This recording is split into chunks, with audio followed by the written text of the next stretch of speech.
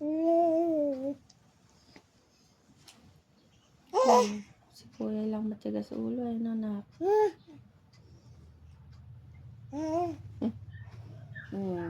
They said no, diba? Kaya mapagalitan yan eh.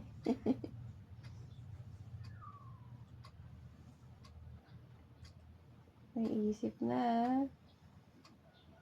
Eh si kuya, walang isip.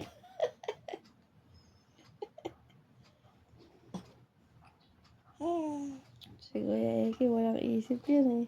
Pag binawal, higi pa rin eh.